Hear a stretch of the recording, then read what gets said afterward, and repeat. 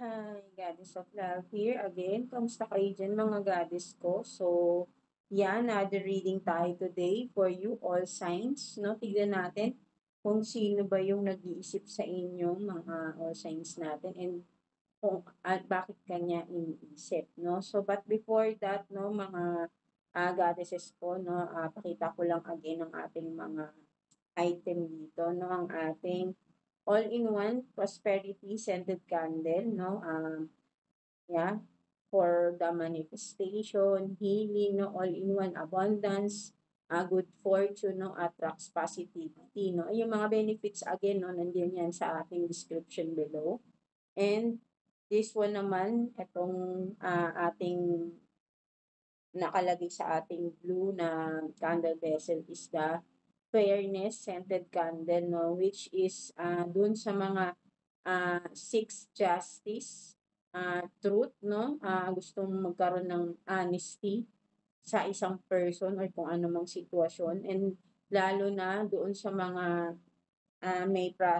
nagpa-process legally, no, kung may mga cases kayo na you want to seek justice, no, yeah, this is the perfect candle for your affirmation, no, mga goddesses ko, no. So, and ito, meron din tayo dito. This one is the healing crystal bracelets natin, no?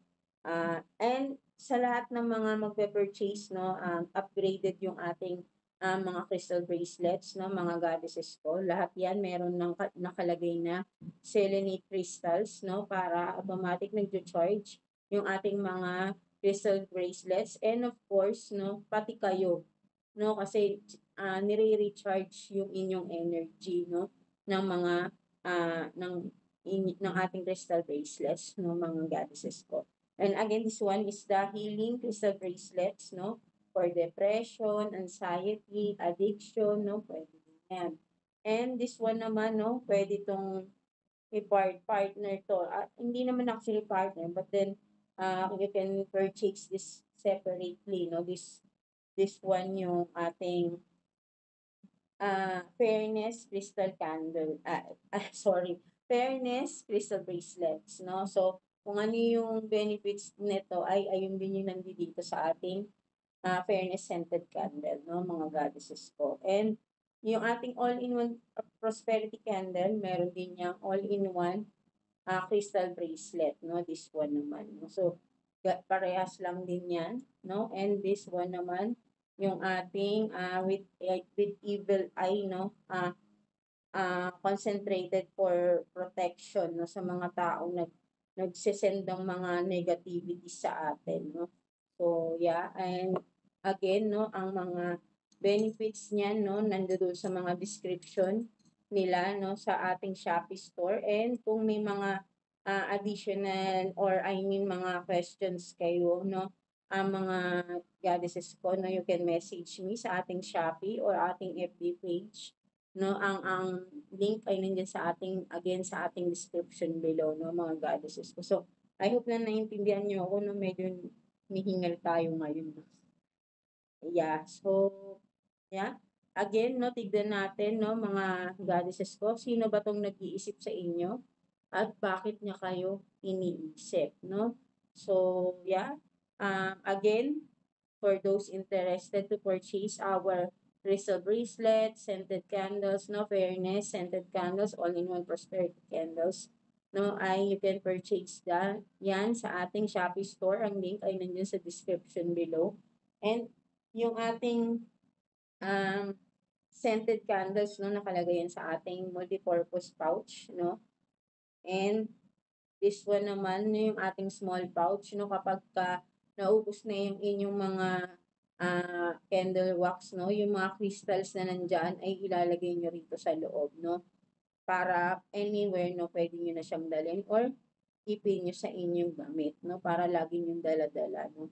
At may nakalagay na rin dito mga herbs, no. Kung ano yung nakalagay sa candles ninyo ay hindi nyo nakalagay rito, no. At hinihintay na lang dito yung mga crystals, no, para yun nga, no, madala nyo na siya anywhere, no, mga goddesses ko. No, so yeah, that's it, no. So let's start the reading for you. mga goddesses ko.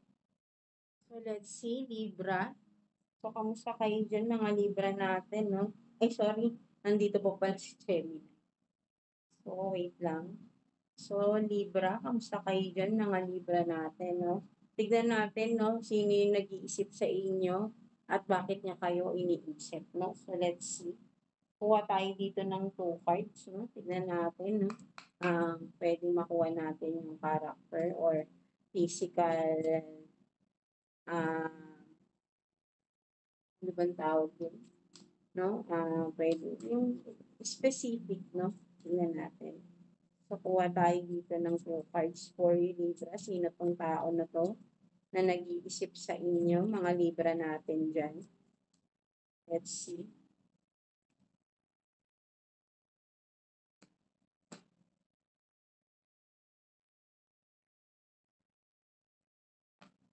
So, you have this tribal, no? So, you have this tribal, no? Pwedeng sabihin natin na tribal is old fashion, no? Sabihin natin conservative din, no? Kasi pag tribal, di ba, parang pag makikita mo, parang ninuno, di ba? So, pwedeng old fashion, yun nga, no?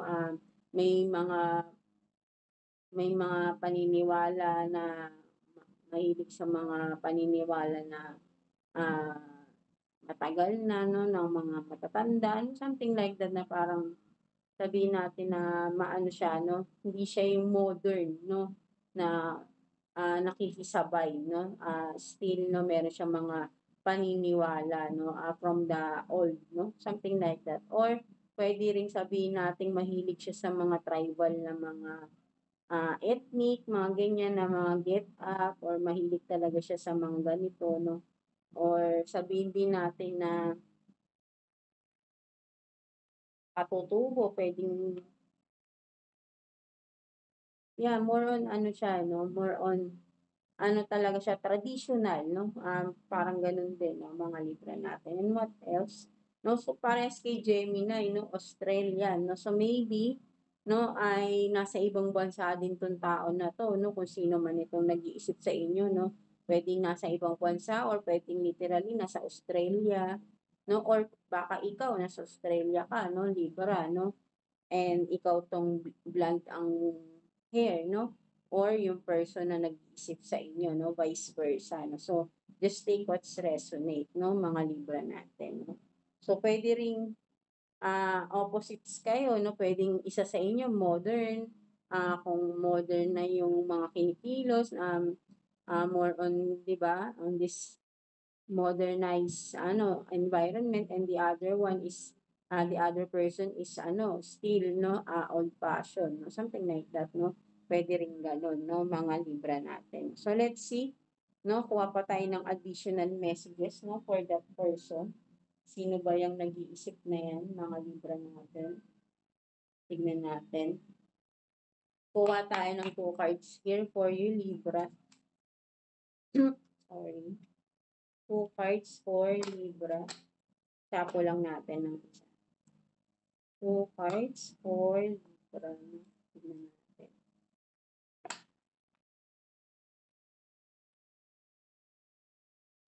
Additional messages, no, for this person, no, kung sino ba tong nag-iisip kay Libra natin, no, sa mga Libra natin dyan. Let's see.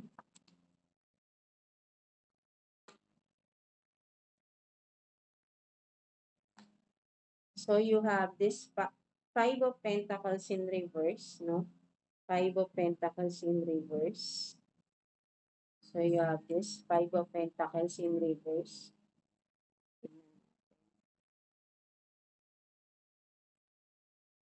And then, 10 of Cups, no? You have this 10 of Cups. So, I think, no, this person, Libra, no, ito yung sabihin natin na for some of you, pwedeng committed ka sa person na ito, no?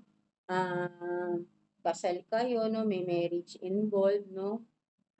Sabihin rin natin na with the 5 of Pentacles in reverse, no?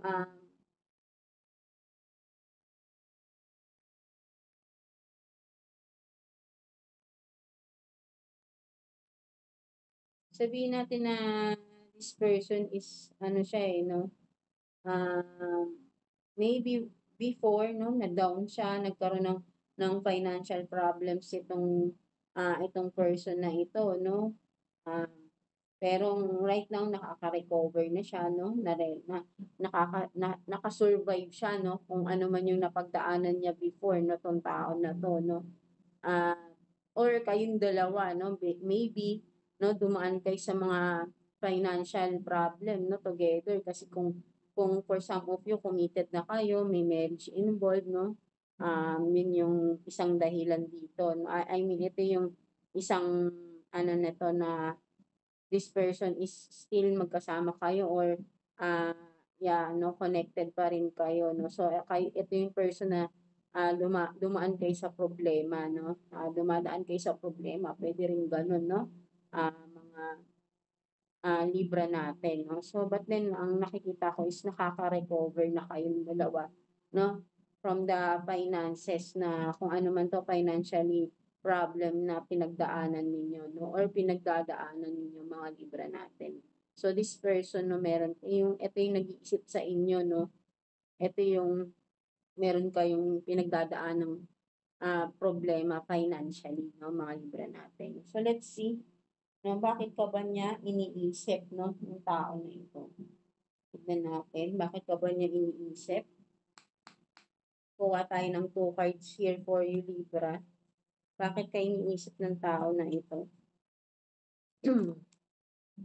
For Libra. Bakit ka iniisip nito, no? For some of you, pwede ring sabihin natin na this person, kung di man kayo connected or I mean, hindi pa naman kayo committed sa person na ito, no? This person is parang nagsisikap siya, no? For some of you, no? Nakikita ko, no? Nakaka-recover siya. May mga pinagdaanan siyang problema financially, no? Wait lang. Yeah, no? Sorry for that, no? So, pwede ring itong person na to, no? May pinagdaanan siyang problema financially, no, from the past, no, at nakaka-recover na siya, no, because I think, no, nag-iipon itong person na to because ang wish fulfill, kumbaga gusto niya magkaroon ng commitment sa inyo, no, mga Libra. So, dalawang senaryo yung nakikita ko rito for some of you, no, there this person, no, there is this person, I mean na nag-iipon, no, dahil gusto niya magkaroon ng commitment sa inyo, no? Something like that, no? So, let's see, no? Kuha pa tayo ng 2 cards for you, Libra. Bakit ka ba iniisip ng tao na ito?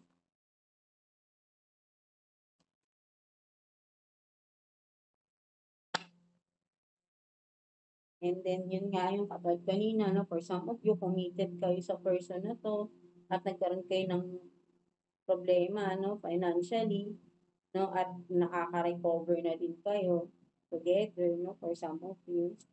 So, let's see. So, take care of yourself, no? Meron kayo ditong take care of yourself, no? So, ano ibig sabihin niya? Tingnan pa natin. So, these two shall pass.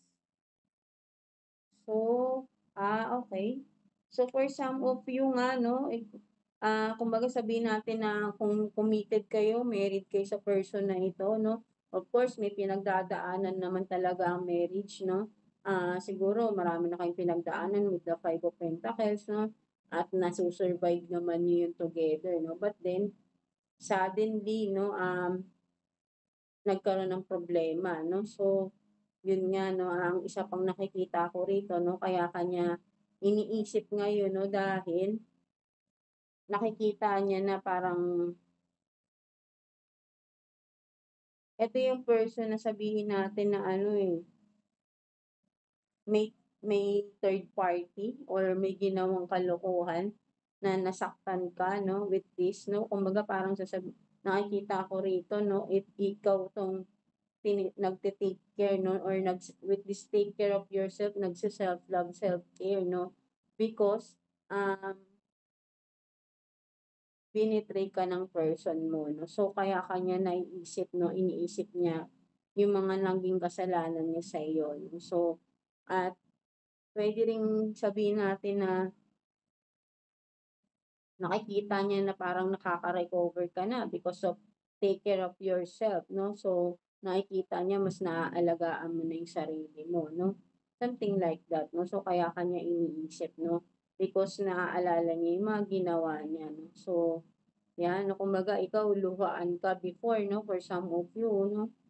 Pero siya nagsasaya, no? Something like that, no? So, kumbaga, puro pain yung binigay sa'yo ng person na to, no? That's why, no? Iniisip ka niya, no? Because nakikita niya parang okay ka na ngayon or nagiging okay ka na, no? For some of you Libra, no? So, ayun yung nakikita ko rito. Kumbaga, sabihin natin na tinapon niya lahat ng pinaghirapan ninyo from your relationship, no? Because of temptation, no? Because of this temptation. Something like that, no? So, ayun yung nakikita ko or vice versa. Mga Libra natin. Pwede ring sabihin natin na kaya kanya iniisip niya baka may iba ka na, no? Kung nagkaroon man kayo ng separation ng tao na to because of the ah, problems na pinagdaanan niyo, nagkaroon kayo ng separation, no? Hindi na kayo nagkaunawaan sa isa't isa, no? At naiisip ka niya because he or she is thinking of baka meron ka ng someone else, no? Mga Libra natin. So, ayun yun na. Kasi, with the take care of yourself, parang nakikita ko rito, no? Tingin niya, mas gumaganda ka na, you are glowing, no? For some of you, no? That's why, niisip niya, baka may iba ka na, no? Something like that, no? So, ayun din yung nakikita ko rito, no? Mga Libra natin, no? So, let's see, what's the message advice sa'yo ni Universe, no? Mga Libra natin, no? So, let's see. Kuha tayo ng one card for you, Libra. Message or advice sa'yo ni Universe.